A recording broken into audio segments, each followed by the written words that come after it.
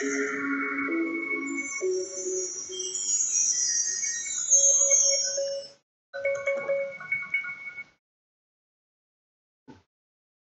assalamualaikum warahmatullahi wabarakatuh. Kembali lagi di channel Edupedia Dodit. Pada kesempatan yang baik ini, kembali lagi dengan saya Dodit Setiawan Santoso selaku guru pengampu mapel bahasa Indonesia.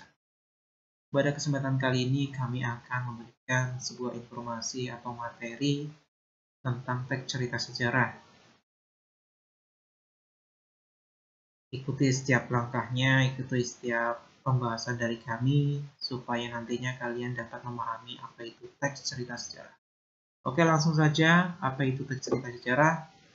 Dilihat dari judulnya atau pembahasannya, yaitu teks cerita sejarah. Teks itu tulisan, kemudian cerita sejarah itu cerita mengenai sesuatu yang telah terjadi. Sejarah itu sudah terjadi. Nah, ini sudah dapat disimpulkan bahwa teks cerita sejarah adalah karangan atau cerita yang menyajikan suatu peristiwa atau kejadian yang telah terjadi. Namanya sejarah itu pasti sudah terjadi. Jadi itu kata kunci dari pengertian teks cerita sejarah itu sendiri. Oke, langsung saja ke pembahasan yang kedua, yaitu kriteria atau ciri khas dari teks cerita sejarah itu sendiri. Nah, dalam hal ini kriteria yang dijabarkan dalam teks cerita sejarah itu ada dua kategori. Yang pertama, kategorinya berdasarkan peristiwa, ya. Berdasarkan peristiwa ini ada dua, yaitu peristiwa yang benar-benar terjadi dan peristiwa yang berupa khayalan seperti cerpen, novel, dan sebagainya. Maksud dari peristiwa yang benar-benar terjadi bahwa teks cerita sejarah yang disajikan itu sudah pernah terjadi dan itu merupakan hal yang fakta atau real. Jadi peristiwa yang benar-benar terjadi itu real, sudah terjadi sebelumnya. Kemudian berdasarkan peristiwa yang kedua, yaitu peristiwa yang berupa khayalan. Jadi peristiwa yang digambarkan atau diperlihatkan itu merupakan sesuatu yang bersifat khayal atau mengada-ngada. Nah, di sini kita banyak jumpai dari cerpen, novel, dan sebagainya. Yang kebanyakan di situ walaupun sedikit mengacu pada suatu sejarah tertentu, tapi isinya itu sudah diubah. Jadi itu termasuk berupa khayalan. Ya. Oke, kategori yang kedua yaitu berdasarkan tujuan. Nah, berdasarkan tujuan ini ada dua juga, yaitu yang pertama cerita sejarah ekspositoris. Ya, ekspositoris. Apa itu ekspositoris? Yaitu tujuannya adalah untuk memperluas pengetahuan pembaca. Ya. Jadi, teks cerita sejarah ini tujuannya hanya untuk memberikan perluasan dari pengetahuan pembaca itu sendiri. Ya. Sebagai contoh, ketika kita membaca sejarah mengenai Raden Ajeng Kartini yang merupakan salah satu sosok yang berjasa dalam pendidikan, terutama pendidikan untuk kaum perempuan. Ya. Nah, ketika kita sudah membaca dari sejarah atau biografi dari Raden Ajeng Kartini, maka kita dapat mengetahui tentang bagaimana perjuangannya dia dalam memperjuangkan pendidikan untuk kaum perempuan. Oke, paham ya terkait dengan teks cerita sejarah ekspositoris. Oke, lanjut yang kedua, yaitu cerita sejarah sugestif. Ya, nah kita lihat dari kata sugestif. Ini suges itu memberikan rangsangan, ya, Nah, jadi tujuannya yaitu merangsang daya khayal pembaca. Tujuan utamanya yaitu memberikan makna dalam setiap peristiwa sebagai pengalaman. Nah, sugestif ini biasanya condong kepada bahasa-bahasa kiasan. Jadi, cerita yang sugestif ini kebanyakan adalah peristiwa yang khayalan, ya. Jadi antara 2 dengan 2 ini saling bersinggungan atau saling sinkron, ya. Yaitu cerita sugestif itu biasanya kiasan atau konotatif atau maknanya. Oke, itu tadi tentang kriteria teks cerita sejarah, yaitu berdasarkan peristiwanya dibagi menjadi 2, yaitu peristiwa yang benar-benar terjadi dan peristiwa yang berupa khayalan. Kemudian kalau berdasarkan tujuan yaitu ekspositoris dan sugestif. Oke, lanjut ke pembahasan yang selanjutnya. Nah, ini saya berikan contoh teks cerita sejarah yang ekspositoris. Contohnya, Yusuf Filiarta Mangunwijaya lahir pada tanggal 6 Mei, tinggal di Jakarta tanggal 10 Februari pada umur 69. Dia dikenal sebagai rohaniwan, budayawan, arsitek, penulis, aktivis, dan pembela wong cilik atau bahasa Jawanya rakyat kecil.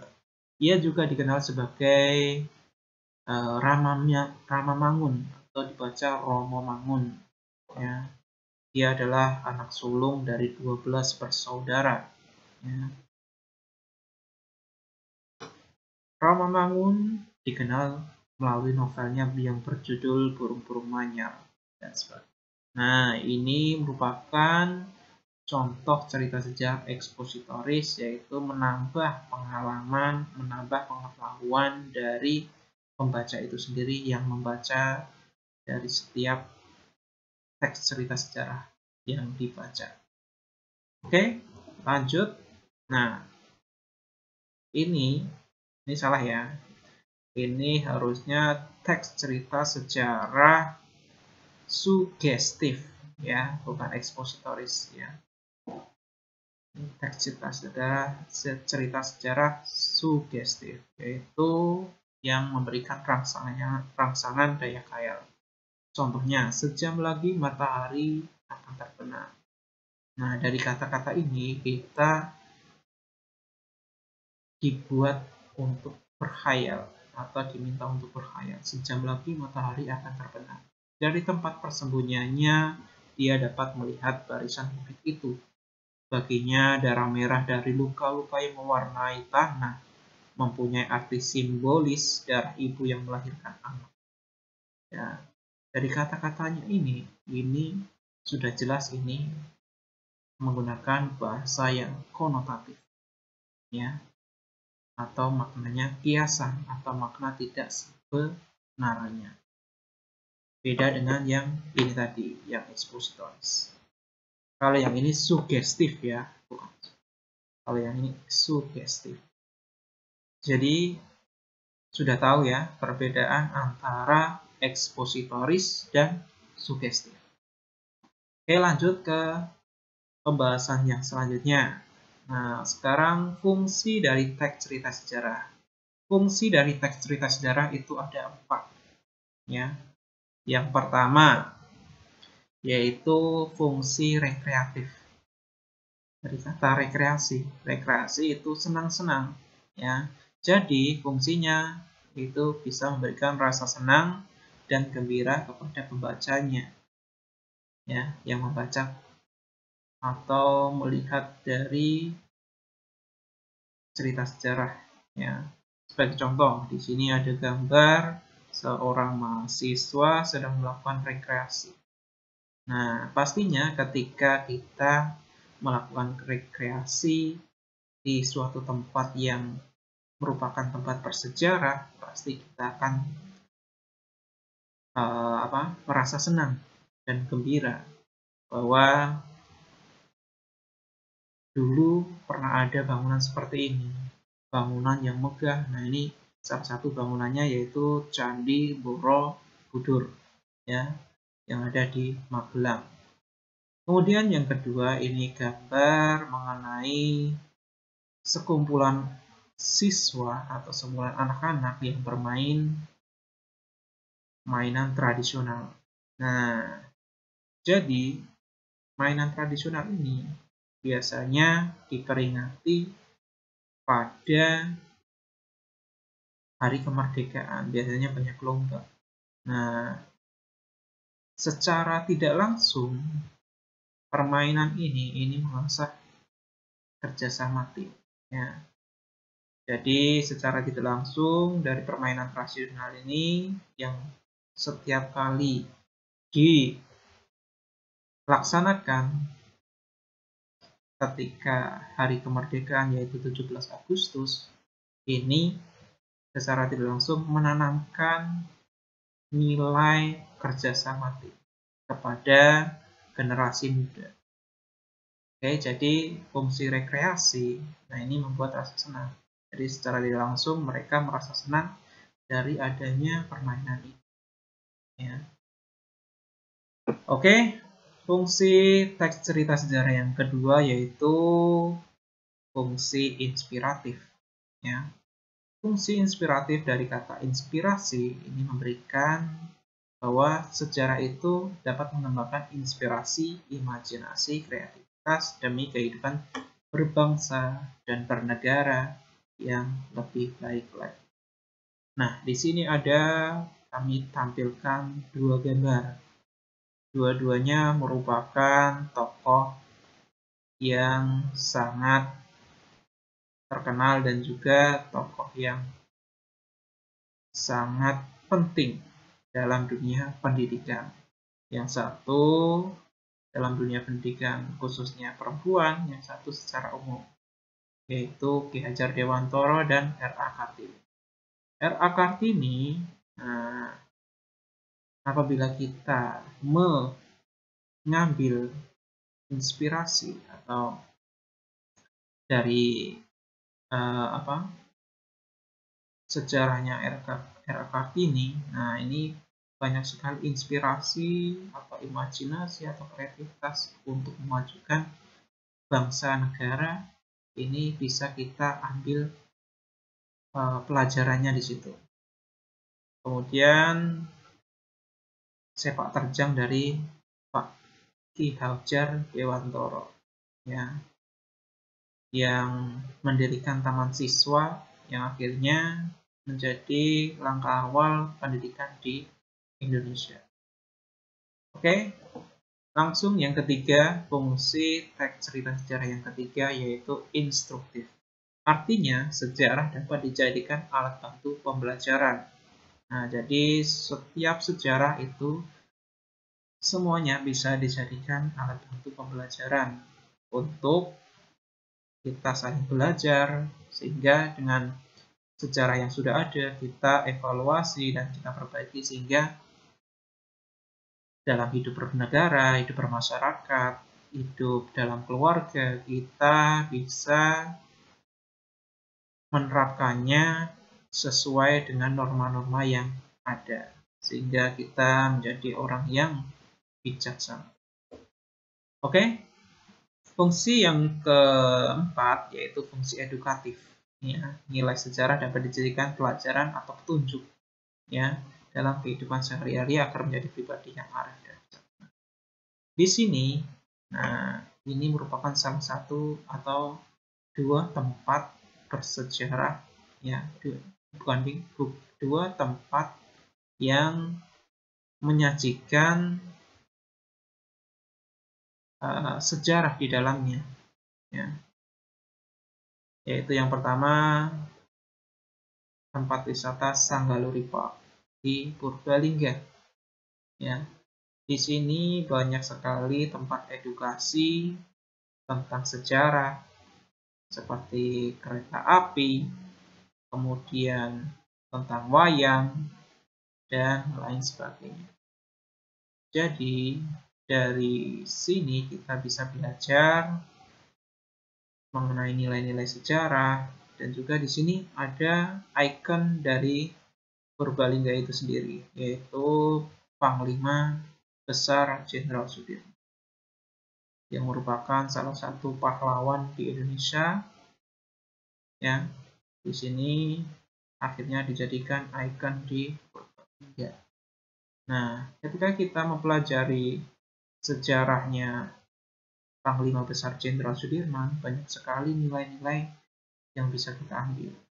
Ya, nilai-nilai dari kepribadiannya beliau dan dari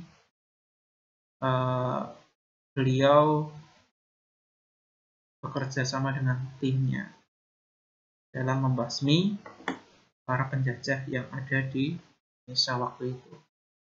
Oke, itu tadi fungsi dari teks cerita sejarah. Yang pertama tadi rekreatif, kemudian inspiratif, instruktif, dan edukatif. Ya, jadi fungsi dari cerita sejarah itu banyak sekali. Ya, itu hanya beberapa saja, tapi sudah mewakili semuanya. Oke, selanjutnya tentang struktur teks cerita sejarah itu sendiri. Yang pertama yaitu struktur orientasi atau bagian awal dari suatu kejadian. Nah, jadi teks cerita sejarah itu tidak jauh beda dengan teks cerpen, teks novel, ya, yang dalam strukturnya atau dalam alurnya itu mengalami komplikasi dan solusi, ya, mengalami kejadian yang memuncak kemudian menurun, ya. Nah, salah satunya ini orientasi bagian awal, ya, dari latar belakang terjadinya peristiwa. Kemudian yang kedua yaitu komplikasi, kondisi mulai muncul konflik antar tokoh, ya. Kemudian yang ketiga solusi, ya, solusi dari konflik yang muncul. Kemudian yang keempat ini reorientasi, yaitu penutup biasanya berisi opini atau pendapat, atau bisa juga amanat yang bisa diambil dari teks cerita sejarah yang disajikan tadi. Oke, seperti itu. Terima kasih sudah menonton video ini. Semoga ilmu yang kami bagikan bermanfaat. Sekian dari kami. Jangan lupa tonton video yang lain. Jangan lupa like, comment, share, dan subscribe. Sampai jumpa di pertemuan selanjutnya atau video selanjutnya. Terima kasih dari kami. Wassalamualaikum warahmatullahi wabarakatuh.